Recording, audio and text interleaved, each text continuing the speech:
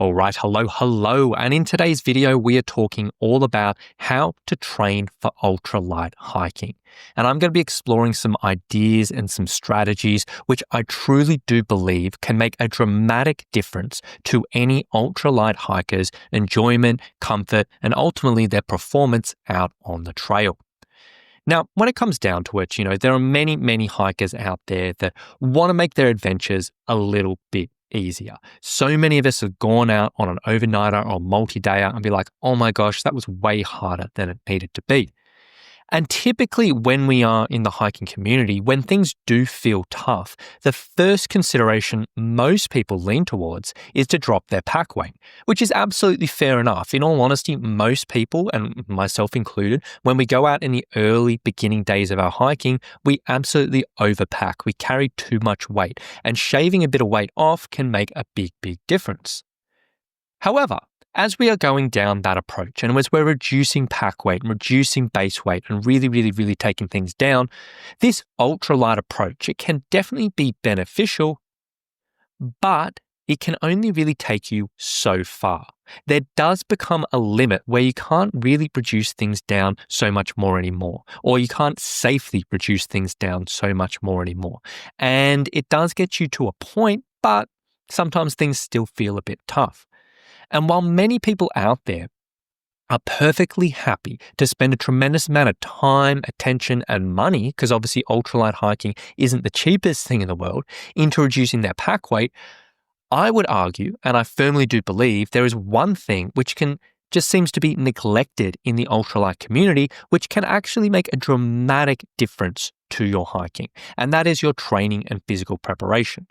So today, what we're going to be exploring is just some simple ideas around training and why an ultralight hiker should consider this and prioritize this, which I personally would argue will make such a bigger difference to your time on the trail than shaving off 200 grams or 500 grams or a kilo on your back.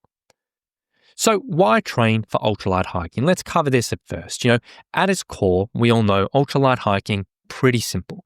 We do what we can to drop our pack weight. The less pack weight we carry on our back, the easier things will be on the trail. Therefore, the less fatigue we'll have, the more fun we'll have, the more accessible our other adventures will be, and all of those good things. Now, obviously, reducing, this is absolutely fine, and I fully encourage reducing unnecessary pack weight, but it does have a few limitations. Sometimes people will get a little bit obsessed about this. They'll take out some good amount of weight, but then they'll be like, hey, I want to do more, and I want to do more, I want to do more. I want to get lighter and lighter and lighter. And that's perfectly fine up to a point. However, once we get rid of the main extra weight, it can run into a few issues. I have often sort of talked to hikers who've kind of taken this a little bit too far, and you sometimes see people who are sacrificing their food. They're like, food is a significant weight out on the trail, so they'll say, look, what is the bare minimum of food that I can get when I'm out on the trail? And they sacrifice that. Or some people go down the route of just thinking about calories first, and they get all their fuel from olive oil or, these high fat things, which will definitely have a lot of calories, but may not be the best approach to actually fueling your energy. And the issue here is we're sacrificing food, we're sacrificing this, which, yes, it may end up being lighter, but we're not going to have quite as much energy. Fatigue's probably going to creep up a bit quicker. Our recovery is probably not going to be as good as compared if we had enough food and we're eating the right things, and therefore it ends up being a bit self-defeating. The same thing, when we get into the stage where we sacrifice comfort. Yes, reducing certain things down is a good idea, but if it gets to the point that, with our sleep systems, maybe we are just getting so light that we're sleeping terribly at night on the trail, that's going to be a bit self-defeating as well, because sleep plays a massive role in our recovery, in our energy. And if we are not sleeping so well and waking up in the morning tired, then that's probably going to make things harder, as opposed to maybe carrying a few extra 100 grams with something that may sleep a little bit more comfortable. Or safety. Some people take this to absolute extremes and they just don't bring the appropriate clothing, or they don't bring enough first aid, or they don't bring enough water, or whatever it may be. And obviously that's not a great idea.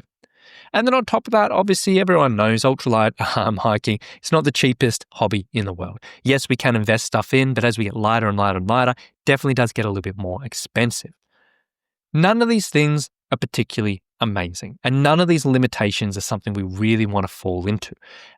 But as we said before, there is definitely other things that a hiker can explore, which can make a dramatic difference to your comfort and enjoyment and level of ease on the trail, which is ultimately what we're trying to get out of our ultralight hiking, but doesn't have these drawbacks. It's not going to, sacrifice your comfort. It's not going to sacrifice your safety. So if you get to this point where you can't really reduce things down too much anymore, but you want to improve, well, this is where our training and physical preparation comes in. So the whole idea around training for ultralight hiking, as we said before, the whole concept of ultralight is to reduce your pack weight by removing weight. Pretty simple. Now, where training comes into this is essentially another way of getting ultralight. Another way of, making things easier, feeling more comfortable, is we may not actually reduce our pack weight, but what we can do is reduce our relative pack weight. And what that means is if we can increase our physical abilities, we can increase our strength, our fitness, our tolerance, our resilience, so that whatever pack weight you're carrying feels easier. Therefore, we are making things easier. Our relative pack weight gets easier. This is a really, really simple concept. And most people, you don't need that explained to you. It is common sense, but it seems like something that the majority of the ultralight hiking community just seems to overlook. And we just get absolutely narrowed in on reducing pack weight, but we completely forget about this relative pack weight. So today I'm going to talk you through a few ideas around how to go about this. It is pretty straightforward. It doesn't have to be too complicated, but I'm going to talk you through ideas. In our training, as an overview, we essentially just want to expose our body to some challenges which will make it uncomfortable, which are relevant to hiking. So we want to put our body in a state of discomfort, which is relevant to hiking. And over time, that discomfort will stimulate adaptations in the body to improve our fitness, improve our strength, improve our endurance, improve our stability, resilience, all of these good things. And therefore, it will make our pack weight and our hiking that much easier. That's training in a nutshell. Very, very simple. Now, in broad strokes, when we are looking at ultralight hiking and when we're looking at improving this relative pack weight, there are three main areas of fitness that we want to improve on as a hiker: the strength, endurance, and aerobic fitness. And I'm going to talk you through each of these, what they're about, and how we can improve them. Because each of these, when we break it down, are going to play a significant role in making your pack weight and your hiking in general just feel much easier. So let's break this down. And we're going to start on strength.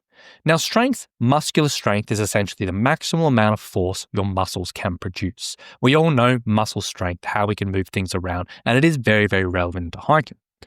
Now, to best understand strength's role in your hiking performance, we're going to talk about something called strength reserve, because I know at first a lot of people are like, well, I'm a hiker. I'm not going to the gym. I'm not lifting weights. I'm literally doing an endurance sport. Like, why does strength actually matter? And this strength reserve concept really, really lays it out quite clearly. Now, essentially what strength reserve is the difference between the maximal amount of force that your muscles can produce and the force needed for a given task. So in the hiking context, put yourself in this example. Let's say you go out on a hike and got a pack on your back and you go up a really, really steep hill with a bunch of steps. And in the situation of going step after step after step, every single step that you take going up those stairs takes 10% of the maximal force that your quadriceps, the front of your thighs, can produce. So every single step takes 10% of the maximal force. You can do one step, you can do two steps, you can do 3, 4, you can do a bunch, but over time, fatigue's going to creep up pretty quickly. The quads are going to get burny, you're going to get tired, you're going to be like, oh my gosh, I need a rest, and you're not going to have a huge amount of fun. So maybe you come out the other end of that hike and you're like, you know what, that sucked. That was way harder than it needed to be, and I want to make this a little bit easier. So then you say, you know what, I haven't got another hike for 6 weeks. I'm going to do a bit of strength training. You start doing some workouts, you start building up your strength, you start being consistent, and over those 6 weeks, you improve your muscle strength.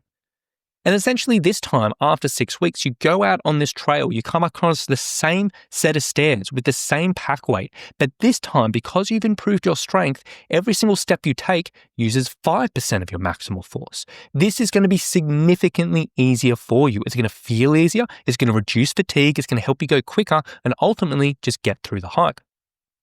This is the idea around how strength can help our hiking.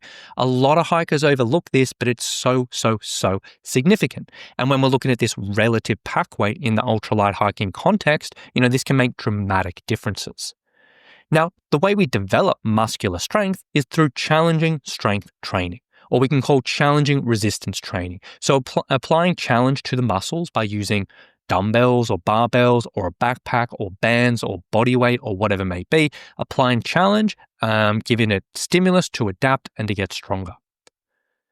Now, beyond this example, we talked about strength reserve. If you are a little bit hesitant about starting this, just the good news is there are so many other benefits of developing strength for hikers, even outside of this relative to pack weight. On top of that, increasing your strength can play a massive role in reducing the risk of pain and injury. So foot pain, shin pain, knee pain, back pain, very, very common in the hiking community. Strength training can play a big role in reducing the risk of these things. It can improve our stability and balance. So if you're a little bit unsteady on certain sections of the trail, or you're a little bit worried about jelly legs on descents, this can really help. It can improve our speed. Not every single hiker out there really cares about speed, but sometimes it can be nice just be confident you can go a bit quicker, and strength plays a role there. And also improving our strength can improve our movement economy, meaning if we develop a bit more strength, as we take steps, step after step, it'll just use a little bit less energy. Therefore, over the day, we'll feel a bit fresher. So strength in all can be really, really, really valuable. Now, with all that being said, a lot of people listening to this might be like, oh, you know what, Rowan, that makes sense, but I'm not a gym junkie, I'm not a bodybuilder, I'm not a powerlifter. I don't really like the idea of having to go and lift heavy weights or whatever it may be. And we often do see people, when they're considering strength training, kind of fall into a couple of different traps with this. Yes, we do see a lot of people who train like a bodybuilder. If you've gone into a gym and you've been given a program by a trainer, 80-90% of the fitness industry kind of takes this approach where you go in and you do chest days and arm days and you do this and that and you do 20 different exercises on a certain body part. And yeah, this can be good if you're just trying to build muscle, but as a hiker, it's not super relevant. It's not super necessary, and you can definitely develop strength in a much nicer way. Now, on the flip side, a lot of hikers fall into the thing. They're like, I don't really like the gym environment, so maybe I'm just going to do some training at home. So then they just look online and they just pull a few random exercises. They do some squats and some lunges and this and that. And, this isn't bad, but you're leaving a lot of benefits on the table. To get the best results out of strength training, to best help your hiking, you want to be following a well-rounded and structured program, which is going to cover all the necessary bases for a hiker. Meaning it's going to work on your quadriceps, the front of your thighs, your hamstrings, the back of your thighs, your glutes, which are your bum muscles. Going to work your calves, going to work a little bit of upper body, a little bit of core, a bit of stability. Covering all of those bases relevant, but in a way that isn't going to be a huge time commitment. Doesn't have to be like 60 minutes 5 times a week. You can get a lot done with strength training in a small amount of time, but you want to be intentional and smart about this. Now, with that being said, I fully understand if you're a hiker, you're like, I don't really know how to go about this, and there's so much conflicting information online, I'm not really sure. If you are interested in learning a little bit more about strength training for hiking and seeing how it may be able to help you on the trail, I do have a free mini course which you can get access to, which is all about getting started with training for hiking. Now, essentially inside this mini course, it'll teach you a little bit more deeper in regards to the benefits of strength training for hiking. It'll go into the principles of effective strength training so you can actually really understand how to get the most out of this type of training to best help your hiking. And also, more importantly, it will actually teach you how to create your own simple strength workouts to help with your hiking. So you can go through it, follow the instructions, follow the templates, and you can basically put together your own workouts, which you can do at home, outdoors, or in the gym, which can help your hiking. Now, if you want to check it out, you can basically just go to summitstrength.com.au/strength-mini-course. On that page, there's a little bit of information about it. You can sign up and get free access. So if you're interested in exploring this, check out the course. It's a good place to start. Now, last thing I will sort of say on the strength side of things before I move forward is one common hesitation I often see and I often hear from hikers when we talk about strength training, and particularly in the ultralight community, is muscle gain. In the sense that a lot of people will be like, hey, I don't really want to do strength training because I don't want to put on extra muscle, because that's just going to be extra weight that I have to lug around on the trail or lug up the mountain or whatever it may be. And the ultralight philosophy is obviously just get as light as possible. Now, realistically, when it comes down to this, the whole idea around strength training putting on muscle and it's going to happen automatically. It's this kind of training myth which just doesn't really disappear. It is a myth. It doesn't really happen. It is easier said than done to put muscle on, but a lot of people are really hesitant about it. Realistically, if you are doing strength training, as long as you don't train or eat like a bodybuilder, meaning you're not eating and eating and eating and eating, and you're not going to the gym and spending all of this time and doing exercise after exercise after exercise on certain muscle groups, you're probably not really going to stack on extra weight. It is difficult to put muscle on, and it's probably not going to happen to you if you follow some simple workouts like what I did in the mini course. It is very, very, very possible when it comes down to it to dramatically improve your strength without putting a gram of extra weight.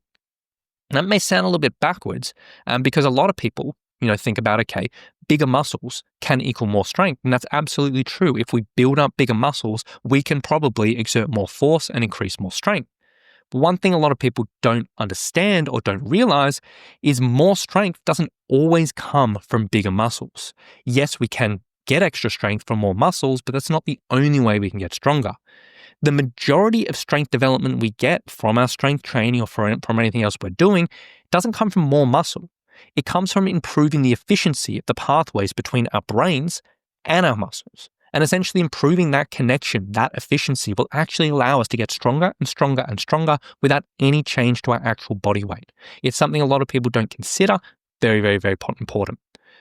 And then finally, if you are still like, oh, Rowan, that makes sense, but I'm still a bit worried. Maybe I've done a training program in the past and I did a few weeks and I put on some muscles. I didn't really like it. Maybe you're just genetically made that the second you look at some weights, you put on muscle. Some people are like that. If you are concerned about muscle gain, then manage your nutrition. How much muscle you put on, if you are that person who genetically just is very predisposed to putting on muscle, you just need to manage your nutrition, making sure you're not eating loads and loads and loads, but you're managing what's going in there if you're concerned. Outside of that, it is very difficult to put on muscle. So that is strength. Next up, let's talk about endurance. Now, essentially, endurance is the ability of your muscles to produce a moderate amount of force repeatedly. So maximal strength, or strength was that maximal amount of force your muscles can produce. And endurance is the ability to just go and go and go and go and go. Very relevant for hikers. For a hiker, if we are looking at developing this, it is a little bit different between developing endurance for hiking and if you just went into an everyday gym and you'll say, hey, I want to improve my endurance, because we need to keep the hiking context in mind. Because if you went down to your local personal trainer, or if you went into a local gym and you told someone, hey, I want to improve my endurance, in the gym environment, the general environment, endurance might be doing an exercise for 15 repetitions. You might do a squat and do 15 squats at a time, which will take you like 75 seconds or so. In the general population, that is what endurance equates to, muscular endurance, and that's fair enough. But in the hiking context, it's a little bit different, because when we're talking about endurance for hiking, this may involve you going up a steep hill with a pack on your back, the step after step after step. It may involve hundreds and hundreds, like 30 minutes, 40 minutes, an hour of climbing. That could be what endurance is for you. So when we're looking at training for endurance, we need to keep this hiking context in mind and not just think like any old gym trainer, because it may fall us a little bit short. Realistically, the most relevant way for us to train endurance for hikers is to use specific conditioning sessions, which are relatively similar to demands of hiking. And I'll explain what these are in a minute. And the idea behind these is they basically bridge the gap between the strength training we were mentioning before and our actual hiking. Because strength training, even though it's really beneficial, it is general in nature. It is general training, which will help us, but it's relatively general. Our hiking, when we're actually out on the trail, that is our specific stuff. We're getting the exact demands of hiking. But there is a bit of a gap between those things. So these endurance sessions kind of fill that gap. They help bridge the benefits and can be really, really useful. Now, what I mean by this is, this might involve doing something like load a pack walking. The most simple session you can do, you could put on a pack, walk around the local area, and slowly build up that weight over time. Or this may involve stair or hill climbing, going up and down a set of stairs, going up and down a hill, and week by week by week, adding on an extra weight or whatever it may be. Or it may involve box step sessions where you get a small aerobic step, or you find a bench in a park and you step up and down, up and down, up and down on that box for 3 minutes, 4 minutes, 5 minutes at a time. This may involve going to the gym and doing treadmill incline walking or a Stairmaster or a step machine, but essentially getting this kind of specific movements where we're loading up the muscles in a way that's similar to hiking and we're building out that endurance. We're getting that burn on the muscles and slowly improve it. This can be really, really, really useful from so many situations on the trail. Now, the key to this type of training, to get the most out of it, we just need to keep in mind, whatever we're doing, over time, we want to progressively overload the body to force it to adapt and improve. Because so many hikers out there, they're like, hey, yeah, I do something like this, but I just go do the same treadmill session every single week. Or I go up and down the same set of stairs and I do that every single week. And that's fine. That's good. That's better than nothing. But if you want to get the most out of it, we want to progressively make things harder, to challenge the body to improve it and ultimately improve your endurance to improve our hiking. Now, when we're looking at this for an ultralight hiker, there's two things we want to keep in mind here. Number one, as I said before, over time, we want to increase the challenge of these sessions. We don't want to stagnate, just do the same thing over and over.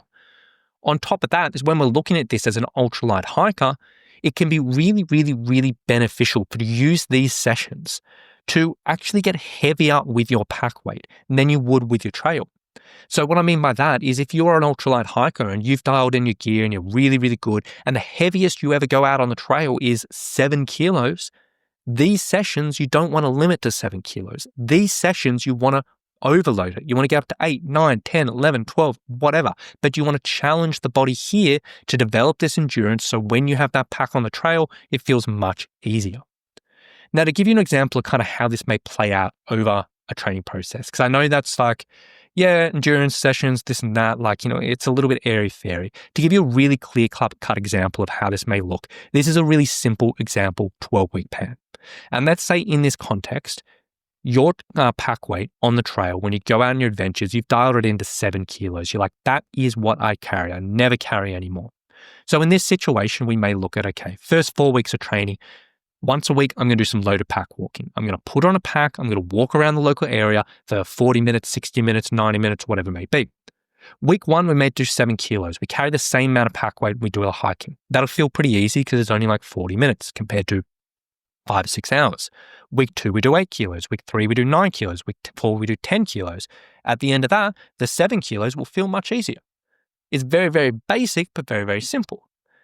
Now, then, at that point, then we have the option. We're like, well, we could keep on increasing this and bumping it up, but that can get a little bit boring. That can get a little bit stale. So for the next 4 weeks, maybe we're going to change it up. Maybe we're going to do one of those box step sessions where we'll get an aerobic step or we'll get a step and a bench at a park and we'll step up and down for 4 minutes at a time and have a minute rest. And we'll do that 5 or 6 or 7 times.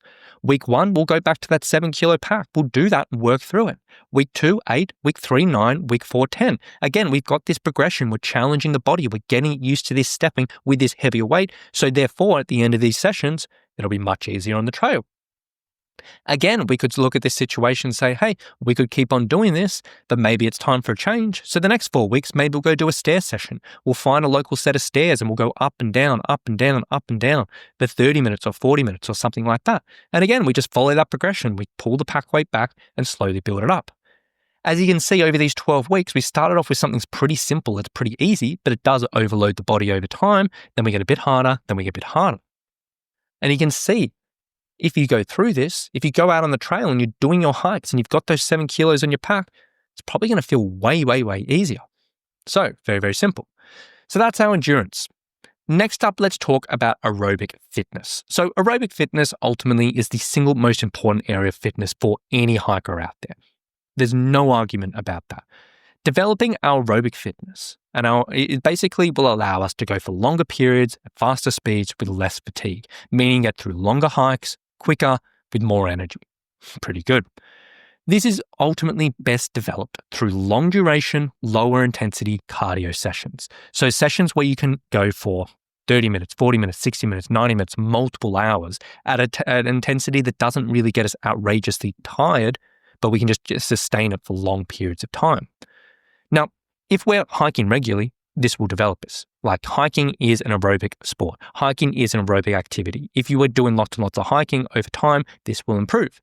On top of that, a lot of those endurance sessions I just mentioned before will improve this as well. If we're doing loaded pack walking, that's pretty low intensity. If we're doing those step sessions, we're not going super, super quick, that can be an aerobic session. If we're doing those stair sessions, so they're not super, super quick, that can be an aerobic session as well. So all of these things kind of fall into this category as well.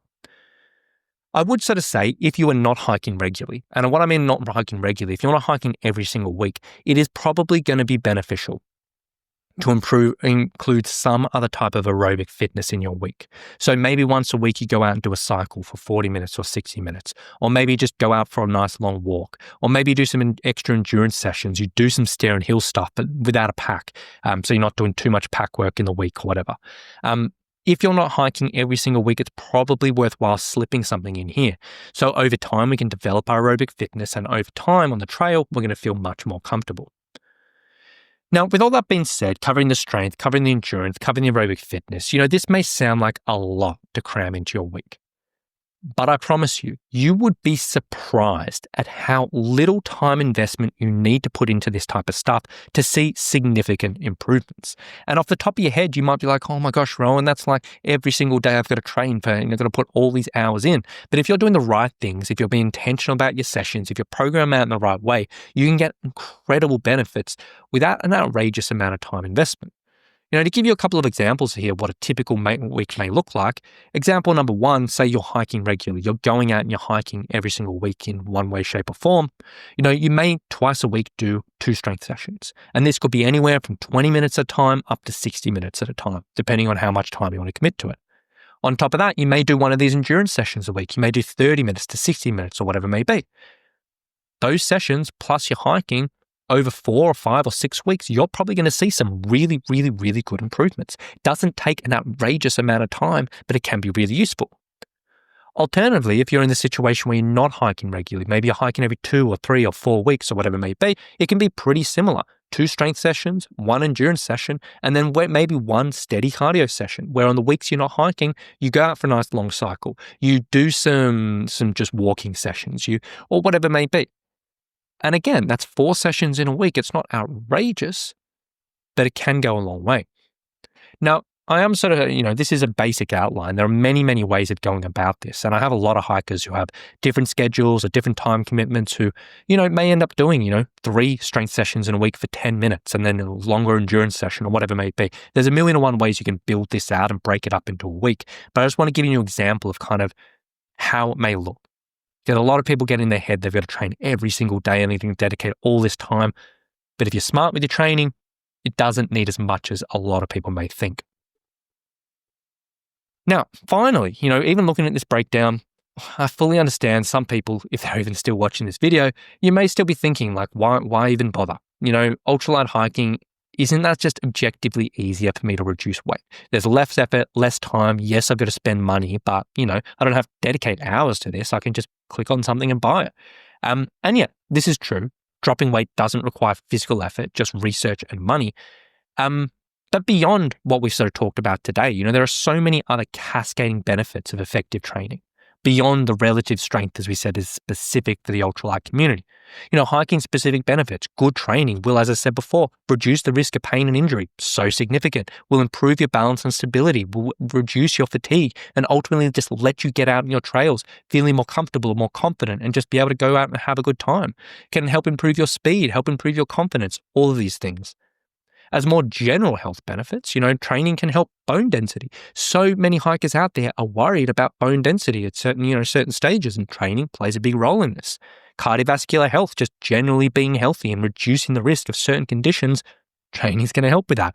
Stress reduction. So many of us live a stressful life. We use hiking as an escape, but we can't hike all the time. So good training can help with this in our day-to-day. There are just so many reasons to be smart about your training, not just for that relative strength that we mentioned before, but just so many different benefits. With that being said, ultimately, if you want to become the best ultralight hiker you can be, I personally believe it's absolutely crazy if you're just not doing some consistent training. If it doesn't have to be much, you don't have to go to the gym, you don't have to dedicate hours to things, you don't have to throw around heavy weights or whatever it may be. But if you can do the right things consistently, you would be amazed at just what a difference this can make to your hiking. So the last thing I'll sort of say before I wrap things up, hopefully this does give you a little bit of insight into the value of training for ultralight hiking. However, I fully understand sometimes looking at this, you're like, all right, well, how do I put this together? How do I put together workouts? How do I come up with a plan? How do I make sure something fits around my life and my personal situation and my limitations, whatever it may be? If you were looking for a little extra help with this, I would love to chat with you. What I do and what my full-time job is I offer personalized training programs, online training programs for hikers who want to get fit, strong, and resilient for their adventures. Our online personal training packages will create a custom and personalized workout program to get you ready for anything the trail may throw at you, covering all the things we mentioned today and a few other bits and pieces to make sure you're covering all the bases you need for your hiking. We also put a big emphasis into educating you on all the peripheral factors which can make or break an adventure. Nutrition can play such a big role in your energy and fatigue, and that can make a relative difference, very, very much so. Recovery, self-care, mental strength, and a bunch of other things. We will teach you about that. And we also give you the coaching, accountability, and support to keep you on track through all the ups and downs of life or whatever it may be. If you do want to learn a little bit more about what we do, all you need to do is go to summitstrength.com.au/online. I'll leave a link for that, in the notes below. And yeah, on that page, there's a bit of a video which talks to our training, talks to our programs. And if it does sound like something you wouldn't get involved with, or at least learn a little bit more about it, you can book a call with our team through that page as well. And we can have a bit of a chat, learn about you, your situation, your needs, and see if we might be able to help you out. So if you want to check it out, go to summitstrength.com.au/online. We can take it from there. But with that being said, I really, really do hope you've enjoyed today's video. I do hope some people get some value out of this, and hopefully some people in the ultralight community can potentially explore some training, some specific training, and reap the benefits from there. So any questions, please reach out, but hope you've enjoyed it, and we'll talk to you soon. Bye.